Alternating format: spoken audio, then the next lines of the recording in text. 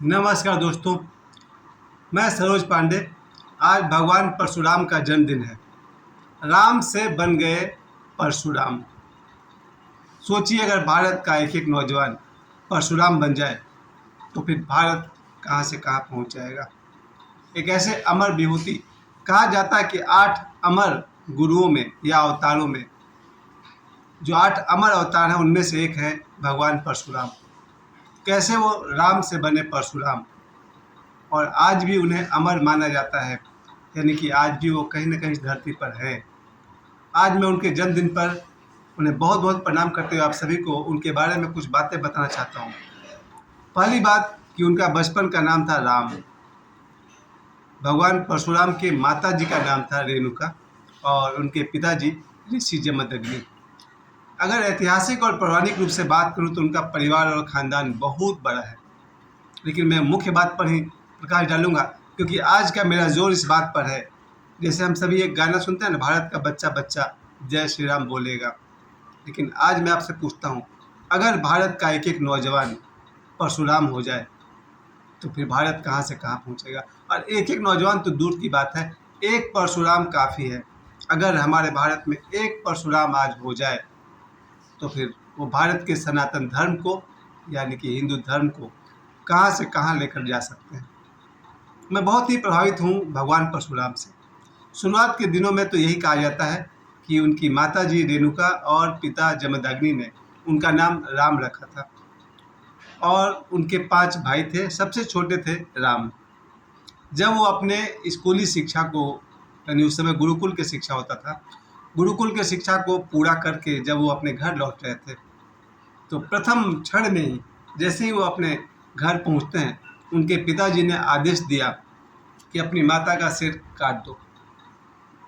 भगवान परशुराम उसी समय लौट कर आए थे गुरुकुल से। उन्होंने कुछ भी नहीं पूछा और अपने माता जी का सिर काट दिया।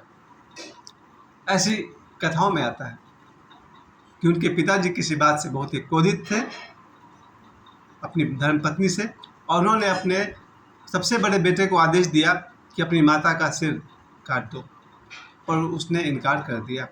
फिर उन्होंने अपने दूसरे पुत्र से कहा, उन्होंने भी इनकार कर दिया अपने माता का सिर काटने से। और इस तरह से 4 भाइयों ने अपने माता का सिर काटने से मना कर दिया, यानी कि अपने पिता के आदेश का पालन नहीं किया, क्योंकि उनका मानना था मैं अपने माता का वध कैसे कर सकता हूँ। लेकिन जब परशुराम आश्रम से लौटे थे और एक क्षण के लिए भी उन्होंने विचार नहीं किया, और जैसे ही पिता ने आदेश दिया अपनी माता का सिर काट दो, तो भगवान परशुराम ने अपने माता का सिर काट दिया। उनके पिताजी आश्चर्य विभोर होकर के पूछे कि पुत्र, तुमने एक बार भी संदेह नहीं किया, मुझसे प्रश्न नहीं किया, विरोध नहीं किया। तुम्हारे बाकी 4 भाइयों ने तो विरोध कर दिया। भगवान परशुराम ने जो बात कही, बहुत ही बड़ी बात कही। उन्होंने कहा, मेरे लिए पिता का आदेश ईश्वर का आदेश है, इसमें संदेह कैसा। ऐसा आज्ञाकारी पुत्र आप सभी जानते हैं, भगवान राम कितने महान आज्ञाकारी पुत्र थे, जो उन्होंने राजा दशरथ के कहने पर वनवास चले गए। लेकिन जरा सोचिए, भगवान परशुराम कैसे आज्ञाकारी पुत्र रहे होंगे, जिन्होंने पिता के आदेश का, इस तरह से, इस कठोर आदेश का पालन किया। ऐसा पुत्र जो अपने पिता के आज्ञा को निस्संदेह पूरा करता हो, महानतम पुत्र है।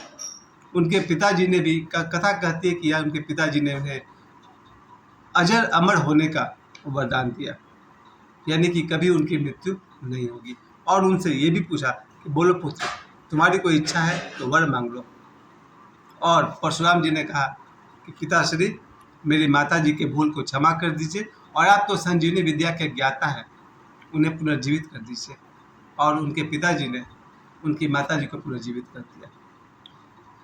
पहली महानता, उन्होंने बड़ी चतुराई के साथ अपने माता का जीवन लौटा भी दिया और पुत्र धर्म का पालन भी कर लिया। यहाँ से शुरू होता है भगवान परशुराम के जीवन का टर्निंग पॉइंट, क्योंकि उस युग में एक राजा हुआ करता था सहस्त्रबाहु, जिसने जमदग्नि यानी परशुराम जी के पिताजी के आश्रम में जो कामधेनु गाय थी, उसको एक दिन वो मांगने आया और उनके पिताजी ने देने से इनकार कर दिया।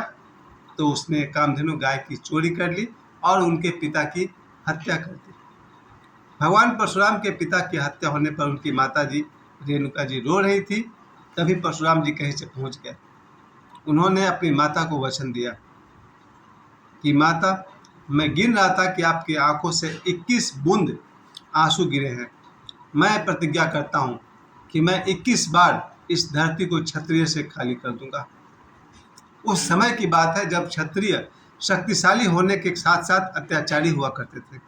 ये खतरा है। अगर कोई व्यक्ति शक्तिशाली हो जाए तो वह अत्याचारी भी हो सकता है, अगर उसमें बोध का अभाव हो, बुद्धि का अभाव हो, विजडम की कमी हो तो। उस युग में जो क्षत्रिय थे अत्याचारी थे, आतताई थे, और भगवान परशुराम ने वहाँ से जो अपना फरसा उठा लिया, इसी फरसा के कारण उनका नाम पड़ गया परशुराम।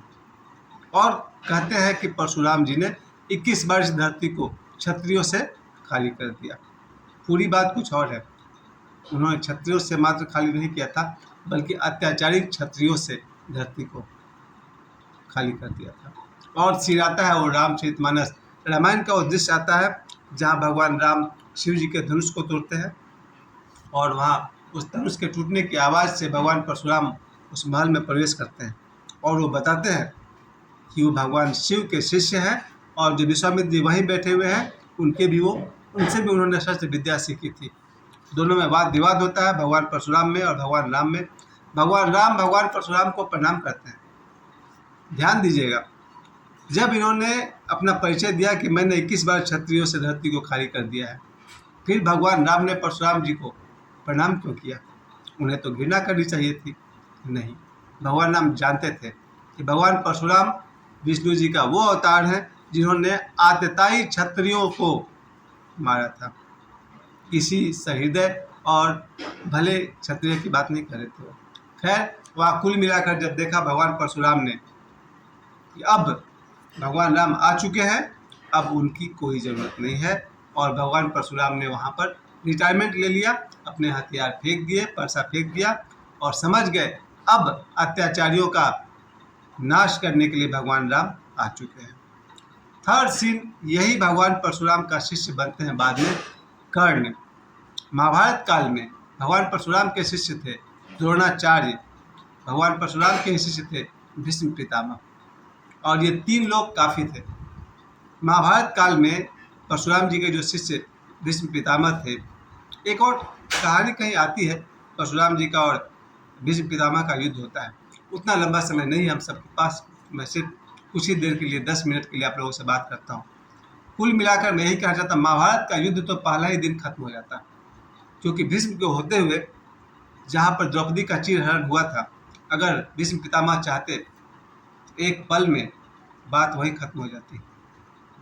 द्रोणाचार्य जैसे गुरु कर्ण वहाँ थे, लेकिन इन तीनों ने कुछ गलत डिसीजन ले लिया, जिसके कारण आगे महाभारत का युद्ध हुआ। क्योंकि भीष्म पितामह कहते हैं कि मैं तो राजा का स्टाफ हूँ, इनका दिया हुआ अन्न खाता हूँ, इनके खिलाफ युद्ध नहीं कर सकता, और उन्होंने वचन भी दिया था कि मैं दुर्योधन का या इस राजवंश का रखवाली करूँगा। यही कारण है कि परशुराम जी के शिष्य होने के बावजूद और महाशक्तिशाली होने के बावजूद भीष्म पितामह ने द्रौपदी के चीरहरण का विरोध नहीं किया। और वहाँ द्रोणाचार्य थे या नहीं थे मुझे ठीक से याद नहीं आता है। कर्ण वहाँ थे, और कर्ण परशुराम जी के शिष्य थे, लेकिन कर्ण की भी वही बात थी। कर्ण कहते हैं कि मैं दोस्त के खिलाफ जा ही नहीं सकता हूँ। खैर, अब मैं यही कहना चाहता हूँ कि जब परशुराम जी को अमर गुरु सभी मानते हैं, मैं भी मानता हूँ, क्योंकि जहाँ 8 अमर लोगों की बात आती है, बजरंग बली यानी हनुमान जी की बात आती है कि अमर हैं, परशुराम जी अमर हैं, विभीषण का भी नाम आता है, और भी कुछ विभूतियाँ हैं जिन्हें अमर माना जाता है। आज इस भारत देश का हर एक नौजवान अगर याद करे परशुराम जी की शक्तियों को, उनके वीरता को, तो उनके जन्मदिन पर हम लोग की तरफ से यही उन्हें उपहार होगा। कहते हैं ना, जन्मदिन पर कुछ गिफ्ट देते हैं। मैं इतना प्रभावित हूँ कि मैं तो कामना करता हूँ जहाँ कहीं भी भगवान परशुराम की ऊर्जा है, और हर कहीं है, वो हमें आशीर्वाद दें, और भारत का हर नौजवान भगवान परशुराम की तरह शक्तिशाली हो, सही गलत का निर्णय कर सके। ओशो कहते हैं कि यदि तुम्हें सही गलत का निर्णय कर सको तो भगवान परशुराम की तरह हिंसा का भी सहारा लिया जा सकता है। हिंसा उनके लिए नहीं है जिनके पास बुद्धि नहीं है, लेकिन जो गलत और सही का निर्णय कर सकते हैं वे हिंसा भी कर सकते हैं, और भगवान विष्णु का अवतार भी रह सकते हैं। मैं इस भारत देश में, और साथ साथ एक और विभूति को मैं जन्मदिन पर बधाई देना चाहता हूँ। श्री युक्तेश्वर गिरि जी, उनका जन्म भी 10 मई को हुआ था। आज उनका भी जन्मदिन है। अध्यात्म की जगत में एक बहुत बड़ा शिखर है श्री युक्तेश्वर गिरि जी, जिनके शिष्य हुए योगानंद जी, और योगानंद जी है तो फिर महाअवतार बाबा जी, लाहिड़ी महाशय, बहुत लोगों का आध्यात्मिक विकास हुआ। तो चलिए, मैं आप सभी ने मुझे बहुत समय दिया, मैं एक बार फिर से कह दूं, भगवान परशुराम अमर है और उनका आशीर्वाद देश के हर नौजवान को मिले। देश का एक एक नौजवान भगवान परशुराम की तरह वीर बने। जय भगवान श्री परशुराम।